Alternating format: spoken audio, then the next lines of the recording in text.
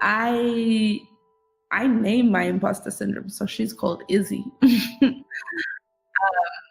And I want to give a TED talk on why you should name your imposter syndrome. And because I feel like it needs to live outside of you.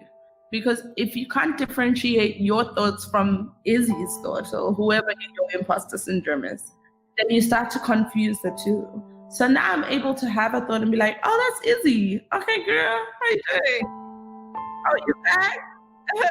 Yeah. And then you start to have a relationship because like there's some friends you just know are haters. Like you just know. And it doesn't mean you're not friends with them, but when you hear them, you're like, okay, and sometimes you're not in the mood for them. And so that's how I treat Izzy. I separate the thoughts. Doesn't mean it doesn't hurt, but at least there is a separation from me and those thoughts.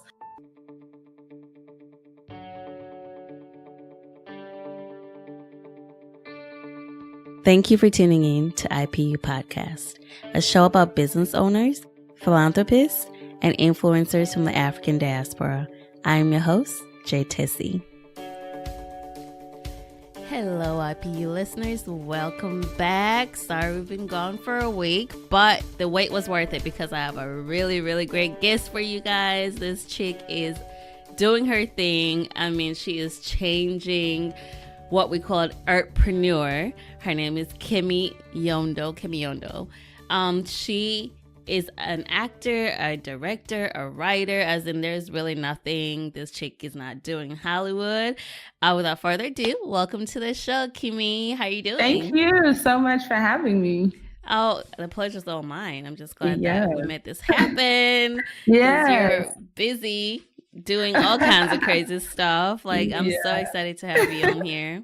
I'm so excited to be here. So before we really get into the interview, please tell our listeners that don't know who you are a little bit about you, and then we'll get into the details.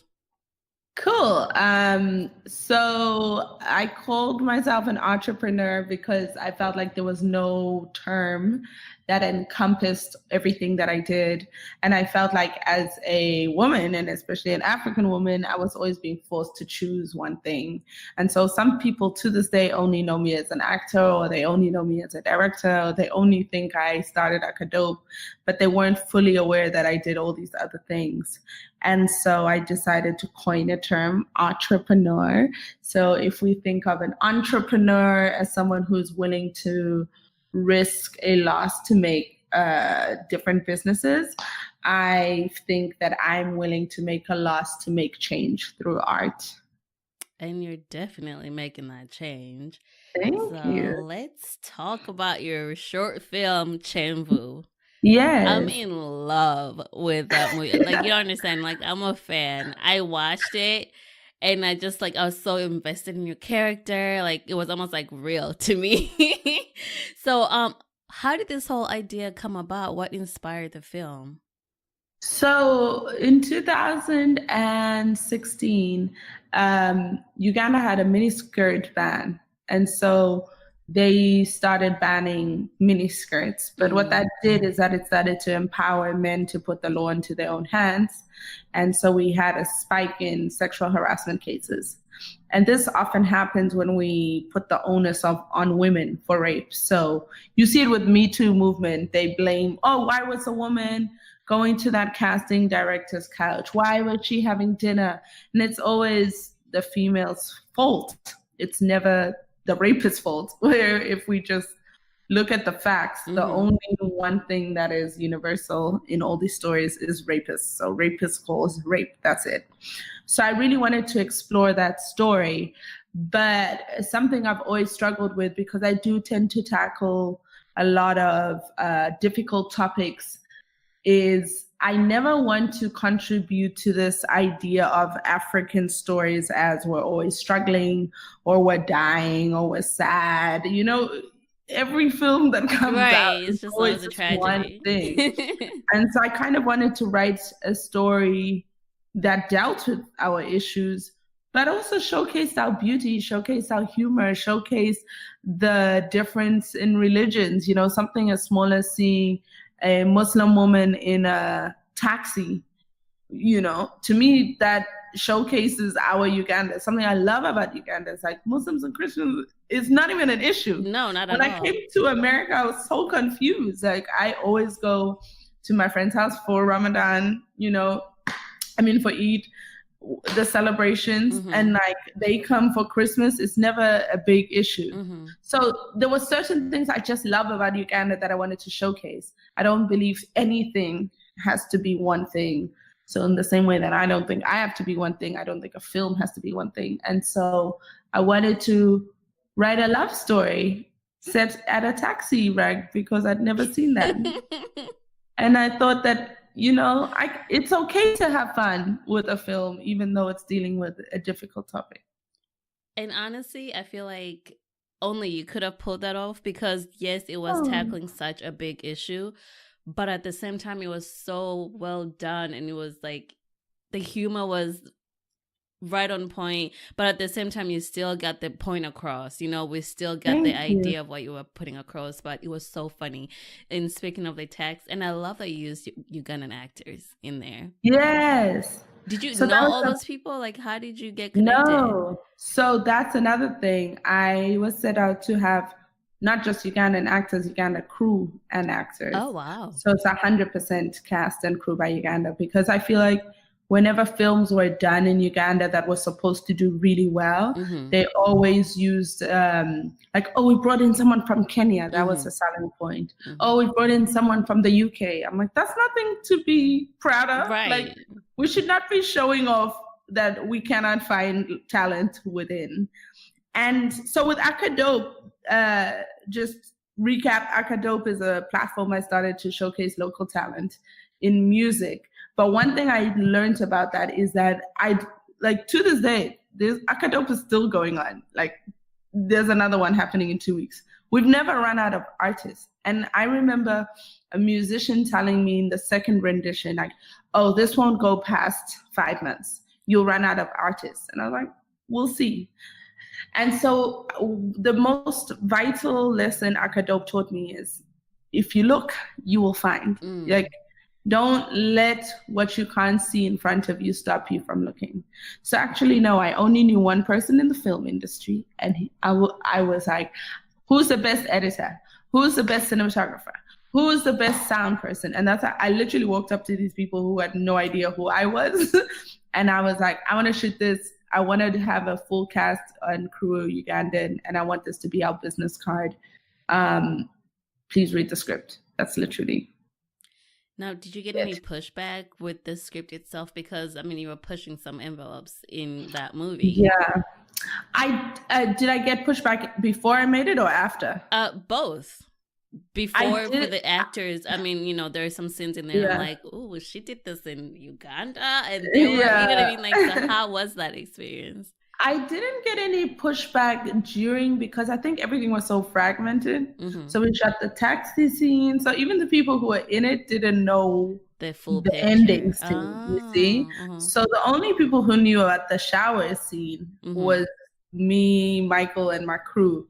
And even in the shower scene, when we shot it, I only let the cinematographer in and the person holding boom. Everyone else was like in a room right next door. And so it was really, I protected myself as an actor, which also showed me why there needs to be more female directors, because I could do that because I was a director. Right. After, I didn't get a lot of pushback except from one person who said that she felt like it wasn't a story that was going to change the narrative of rape, because she felt like that, she was saying that most rape happens by people we know and not strangers. And then Kyenvu tells a story about strangers. But that said, my story was inspired by the miniskirt harassment cases, which I made very clear. And those cases were not by people they knew. It was by people on the streets. And so I think representation is a very hard thing because everyone wants their story in one story. Exactly. And I understand it. You know, there's one Ugandan play doing the festival circuit right now, and it's Kyenvu. So you want to see every part of Uganda in this like 20-minute film, and it's kind of impossible. And I used to weigh on me. Then I had to realize, oh, you know, it's 20 minutes. It's my one film. I told the story that I knew best. And it's funny because there's things I'd change about it, like now. Really? Yeah, like story-wise. Without giving too much away, because I want people to go out and check it out. I would change it's interesting. I say I would change it. Okay. So I'm actually working on the series version. Mm-hmm. I'm adapting it to be a series. Which I'm so excited about. Yes. And I'm working out this detail without changing it. Okay, so let me say what I change. I change the fact that in some ways, I reinforce the stereotype that you've just got to pursue women even when they're like, no. So he keeps giving her gifts. He does that. Now that's based, again, I based it on myself because I based it on a love story of a relationship that I was in. I am I'm a little bit like her. I'm very much guarded. Mm-hmm. And it was something about him being respectful, but also approaching me with things he knew I liked. So the yellow, the sunflowers, mm-hmm. and not sexually. Mm-hmm. But I do think that when you're watching it, it can reinforce that stereotype. So now in the series, she addresses that. She's like, why don't you listen to me when I tell you? But I feel like you did kind of address it too in Kyenvu a little bit. But then it just seemed like you were playing hard to get. Yes. Yeah. I mean, exactly. Yeah. It is most as a playing hard to get thing. But I don't think she was playing hard to get. I think she just wasn't interested. And I think until she realized, oh, he's actually paying attention to me versus just me being another woman mm-hmm. with tits and an ass, is when she started to be softer around him. Again, representation is hard because love stories are different. Exactly. And that happens. Whether you're feminist or not, that happens, you know. But I am addressing it now in the series. So I'm actually glad she brought that up. That I can totally see that, because you're right. You know, I feel like sometimes guys don't know when it's a no. Yeah. And when it's like, all right, just try a little harder. I'm interested, but try a little harder. It's also something society has taught us, to be honest, because it's like, we're kind of taught as women, don't give it up too easy, otherwise you're going to be considered a hoe, right? Mm-hmm. So you are taught, oh, if you want him to like you and respect you, you got to play a little whatever. I mean, I cannot wait to tell my daughter that if you want, you say yes. And if you don't, you say no. Don't play games, you know?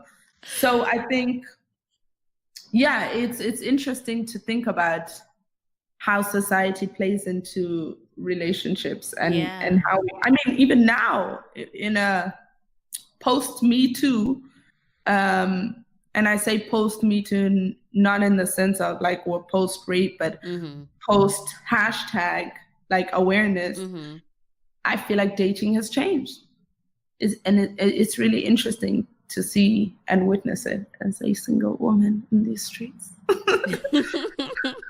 I feel you. So do you feel like with the whole miniskirt being banned in Uganda, do you feel like women have found their voice back home where they can feel like, you know what, I own my body and what I wear doesn't welcome you? You know, I've been thinking about that term, find your voice. Have women found their voice? I feel like women already have a voice. You know, are they being hard? I guess. Yeah. It's have men found their ears? Has society found their ears? Because I think women, you know, it's interesting because, and this is the complexity of Uganda. It's mind blowing because we're very contradictory. We have an anti-porn minister of ethics person, but we also have 2 newspapers, like Red Pepper and The Onion, which like showcase women almost butt naked, you know? And so it's always interesting to me when we're like, oh, we're an ethical society. No, we're not. Showcasing women against their will is not ethical. And so, yeah, I think it depends where you are. Like, there are places I definitely cannot wear a miniskirt. I cannot wear a miniskirt in a taxi rank. That is not going to go down well at all. I will probably be harassed. I feel like you're harassed in Uganda anyway. You know, you could be wearing like... True. If you wear leggings, it's a problem. Yeah. If you stand out, it's a problem. But obviously, like, if you're out at a club that's like, you know, governor, you're gonna be fine. So it's just sucks that you have to think about where you're going in order to choose what you're gonna wear. And I also love this scene in the taxi where you captured that whole diaspora, you know. Yeah. And those women are like talking crap about you. And it's almost like, really, do you not see me here? But it's so accurate. I was just cracking up because I'm like, oh my God, these people have no chill. Like, and that's the thing, is that I really wanted, it's so funny because like when I did screenings back home, people find that scene hilarious, which is what I wrote it to be. I actually wrote it to be comedic. In America, they find it so like, poor her. Oh, really? You know? So, they don't get the humor in that? But it makes sense because like Africans, we're just like, abusing someone is just on a Tuesday. Funny. Someone can just be like, "Oh, you're so fat." It's just like, it's just nothing. Like, we're not a very polite culture, and like it's not a big thing. So it's interesting to see like how different audiences react to it. But I remember the best feeling was watching it with a full house in Uganda and hearing them roar of laughter during that scene, because you know, they know that they would do that. And I've been victim. I've been in the taxi. I would never speak English because I don't want to be made fun of, but you know. I that kind of happened to us, but not that same exact way. We were back home and we took a taxi, and I was talking to my sister. And then, you know, like, you don't even pay attention and you're just having a conversation. And then I heard somebody, this was in Rwanda, somebody was like, oh my God, in Kinyarwanda, they were like, if I spoke that kind of English, I would not be taking a taxi. And we just looked at her like, what? Oh man. At least it wasn't too shabby, you know? But it's so funny. Oh now my dad is even worse because my dad is like extremely light. So people just assume he doesn't speak Luganda, and they will go on and on about him, and then he'll just blow Luganda at them, and then they like get so shook. That's so funny. So how did you get interested in acting? Like, how did you discover that you actually had the passion for that? So I think I always liked acting. I started acting like at 7, 8, you know, in school plays. And I think at first it was just like, oh, this is attention. I like it. And I like could memorize lines fast. I've always been good at memorizing. And so like, as a young actor, I was just good because I could, you know, when you're young, all you need to do is memorize lines. Fantastic. And I wasn't shy. But then it was when I wrote my own one-woman show at 17 that I started, you know, I was just interviewing women who sold fruits on the roadside.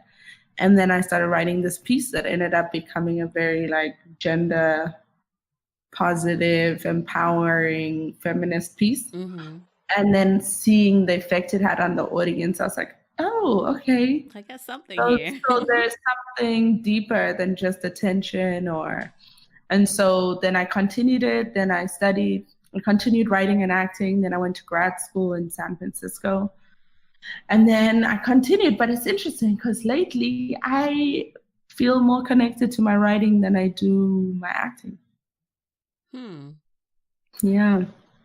Speaking of that, I hear you're working on a really cool project right now that you can't give too much detail? Can you tell us what that entails? Oh, so I was just started writing. I got my first TV staff writing job this year, which means all your favorite TV shows have a group of writers. So as a TV writer, you kind of want to be a staff writer first and learn. But it's interesting being in that room because it showed me that, the power is in the writer's room. It's not in the acting. Oh, for sure. Like, it was a confirmation because I've been feeling like that. But being in that writer's room, I'm like, by the time you come to sit, there's nothing you can change. Like, the writers have already dictated. So I always feel passionate about seeing more Africans and seeing more immigrants sounding like themselves, not having to put on an American accent. So I try to audition like that, but it's hard because, if the writer has written they want someone from Florida, it's kind of hard. But like, for instance, the show, like I pitched several stories where there will be characters like that. Okay. And so then I see, okay, so you can make all these like cool shifts in TV and TV culture from the writer's room. So it was a great experience, and hopefully I'll be back in that room soon. But hopefully you'll get busy with Kyenvu, the series, so we can get that, because we got questions. I'm pitching it. And Kyenvu has won a really great, it's won several awards, but what is the one big one that meant a lot to you? Oh, wow. They all mean a lot to me in various ways. The Pan-African Film Festival, of course, it meant so much because that was my first ever film festival ever. And it was the first film festival I applied to. And it was the first time Kyenvu was being screened. And then first time I was being nominated, and then I won an award. I never win anything. It was the first time I ever won anything. So there's something was so special about it. It felt like a stamp to say, no, this is what you're doing. It makes sense, and you need to keep doing it, and it's being heard. So Pan-African has that spot in my heart. NBC, of course, was a big one because I won Social Impact Award, and just that whole festival was amazing to me. They really took an interest in who we were as people and artists, and it was just so great to be in a room with all those amazing directors. Zanzibar was the first time I screened in Africa. So to win an award there was also so special. It felt like Pan-African as well. And then like winning Jozi Film Festival and of course Uganda Film Festival, all those, every award, it feels special because let me tell you, it's not like when I won Pan-African, I didn't start doubting myself again. I started to be like, it's a fluke, it's a fluke. Oh my God. You tell yourself all these crazy things. Like, you don't need to do that. It's because, and so then those awards, the way they were staggered, always came at times where I needed to be reminded, no, keep going. It was like God reminding you, like, no, it wasn't a fluke. Yeah, truly. So how do you silence those voices, those self-doubt voices in your head? It's interesting. I've been having like 2 weeks of really bad self-doubt. And I name my imposter syndrome. So she's called Izzy. And I want to give a TED talk on why you should name your imposter syndrome. Ooh, and I'm here for it. Because I feel like it needs to live outside of you. Because if you can't differentiate your thoughts from Izzy's thoughts or whoever your imposter syndrome is, then you start to confuse the two. So now I'm able to have a thought and be like, that's Izzy. Okay, girl, how you doing? Kimmy's over here. Izzy's over there. Yeah. It's a little crazy. And then you start to have a relationship because like there's some friends you just know are haters. Like you just know. And it doesn't mean you're not friends with them, but when you hear them, you're like, okay, and sometimes you're not in the mood for them. And so that's how I treat Izzy. I separate the thoughts. Doesn't mean it doesn't hurt, but at least there is a separation from me and those thoughts. And then I start to ask myself, like, what is it that I'm actually Like what am I afraid of? Mm-hmm. And so when I break it down, because all imposter syndrome is just protecting you. So it's like, for instance, even doing this podcast, like there was a little voice like, oh my God, why have they interviewed? We haven't done much. What? And then I have to be like, okay, what are you afraid of? And then I'm like, oh, I'm afraid that they'll figure out that I haven't done a lot of work since Kyenvu. And then I have to like dissect that. Is that true? No, that's not true. And then I have to be like, okay, so are you still afraid? No, I'm not afraid. And then I continue. That's so funny because like you're thinking that and I'm thinking, oh my God, what am I going to say to this chick? Like, what, she's done all this and this and that. What do I have to say? Oh, so it's so funny how you gotta name that voice. I do. That's a good point. No, that's so funny because I don't know if you read any of his stuff. Eckhart Tolle. Love him. Yeah, when he mentioned something like that, where you separate your thoughts from yourself, yes. and you ask yourself, because it's like you got to realize it's two different people, because you're always like myself and me. I asked myself, so who's this other self that you're talking about? So, and also you got to be like, well, if, like, for instance, if you came to me and you were like, why are you doing this podcast? They're gonna figure out. I'd be like, girl, can you shut up? Like, I do not take that disrespect, but why do I take it from myself? And so if I keep it as Izzy, I'm like, Izzy, it's not the time today. But like sometimes Izzy, like the past 2 weeks, Izzy been having a lot of good points, and I'm like, I hear you. But yeah, I think it's part of being. It's part of creating your own path. If you think about the first people who create paths going up mountains, they have no idea where they're going. I'm sure they doubt, like, is the way? I should probably turn around. Yeah. But the people after get to just walk in confidence. Right. So I kind of think of that, like there is a younger me who will get to walk in confidence. So this is so much bigger than you. So once you remove yourself, then it gets easier. I believe so. And I always think this because whenever someone asks me, whose career do you want to emulate? And I literally cannot name one person because there are people whose aspects I love. Like, I'm like, oh, Regina King. But then I'm like, oh, but she's not like, she doesn't have like Akado, she doesn't have a similar thing. And I'm like, oh, Issa Rae. But, oh, she doesn't direct. Oh, no, wait, And it's like, I just never saw someone who was doing what I was doing. And so I'm like, I know there's got to be a younger version of me that's like, gonna be at you and like, Kemi, I want to be like Kemi. She may not be alive, but I just hope that that someone, even if it's just one person, can be like, oh, there's a career I can follow. And trust me, I'm sure after Kyenvu, like there's so many people that looked you up and said, dang, this girl is dope. Like, everything she's doing is so dope or whatever. Girl, I was hoping some people would hook me up and send me money for my next film. Now let's talk about that though, because how did you fund that? Kyenvu? It's 20 minutes, but I'm sure it was an expensive 20 minutes. No, actually, it was done on $3,300 and no one shut the front door. A lot of free work. I was just so lucky to convince a lot of people to do work for free. But no one got paid except the actors.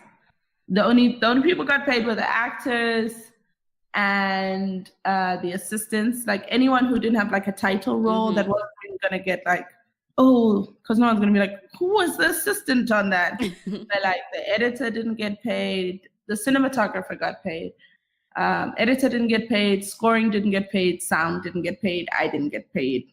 Wow. So that cuts out a lot of the costs. Yeah. All the money went to pretty much equipment and cast. And you pulled it off because, let's be honest, a lot of our African movies, the sound is usually horrible or the lighting is, but like everything was so on point with this movie. Sometimes like you're trying to be a hater, like you're trying to find something wrong with, and like there was nothing bad to say about it. Thank you so much. Yeah, so we were blown away by it, and I'm sure we're not the only ones. Thank you. Even I tell that Izzy to shut up. Yeah. I'm gonna tell Izzy to call you sometime. Yes, for sure.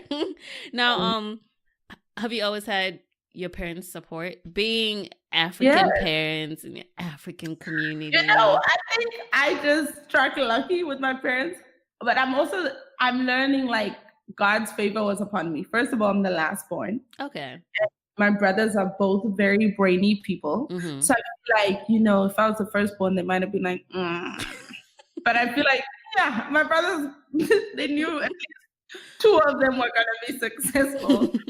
I'm the only girl. And I think to be fair, I went to school in Swaziland, and my parents, we were in Uganda at that point. Mm-hmm. So I told my parents that I didn't want them to come down for graduation. I wanted them to come to my one-woman show. Okay. And I said that meant more to me than my graduation. Mm-hmm. Best decision of my life, because ever since that point, they were so supportive. And I think it took seeing me in a play like that. I remember that's the first time I saw my dad cry. Aww.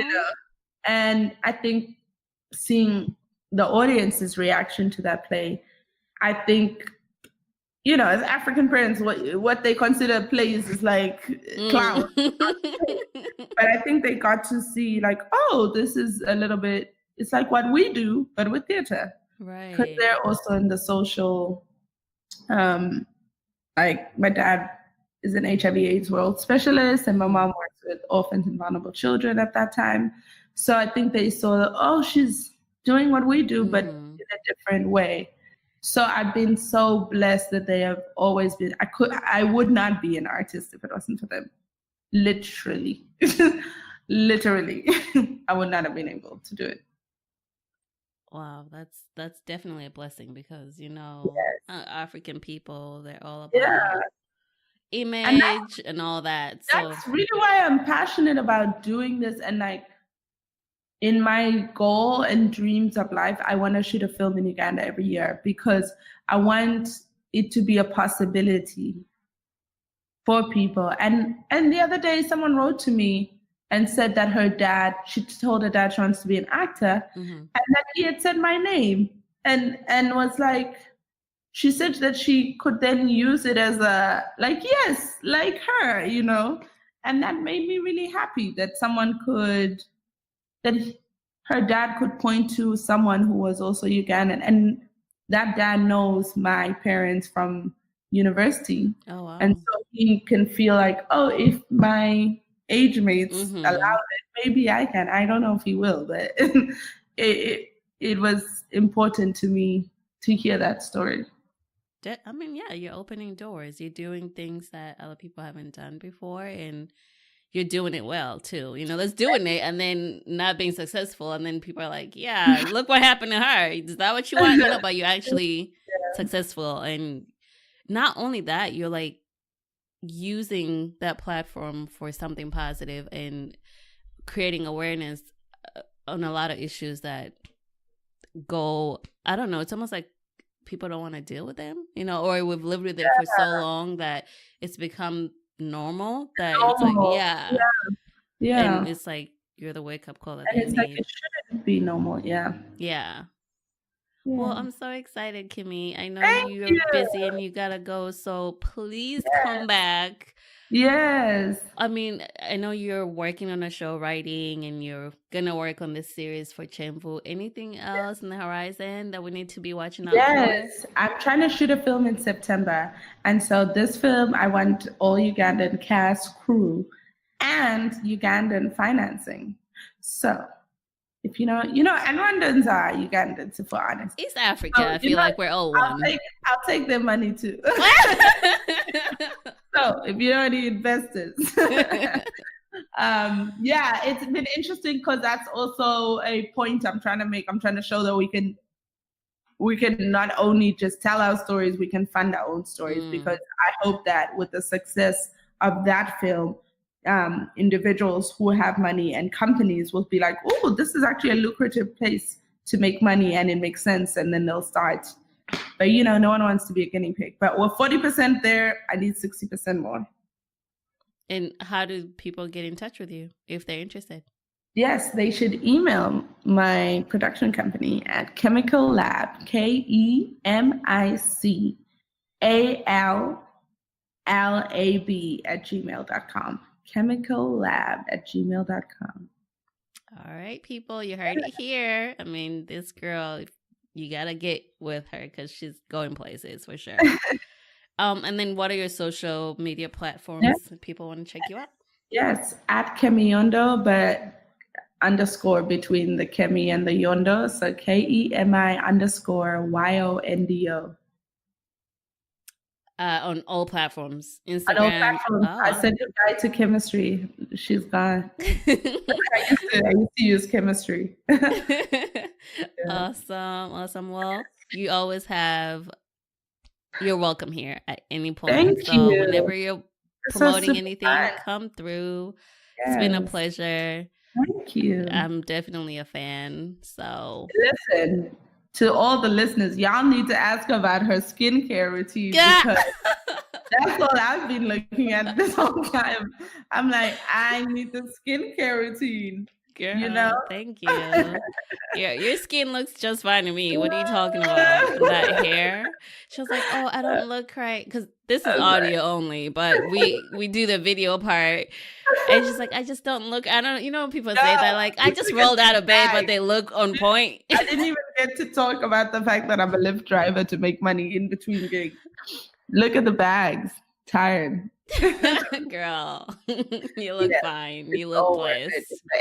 But yeah. Lyft driver, do you watch Insecure? I do. That's not how it's like, but yes. Right? Issa makes it look so fun, and it's definitely I'm like, please. I wish. The hustle is real, and I'm sure the hard work will pay off. Keep doing what you're doing. Thank you so much for coming on this show. Thank you so much. Yeah, I'll be looking forward to what you have going on in the future. Yay, thank you. Definitely. And for everybody listening, thank you. Until next time. You've been listening to IPU Podcast. You can follow IPU Podcast on Instagram. If you haven't yet, please go to Apple Podcasts and subscribe, rate, and review this podcast. Join us next week for another inspiring story. Follow your passion. It will lead you to your purpose. As always, thanks for listening. Until next time.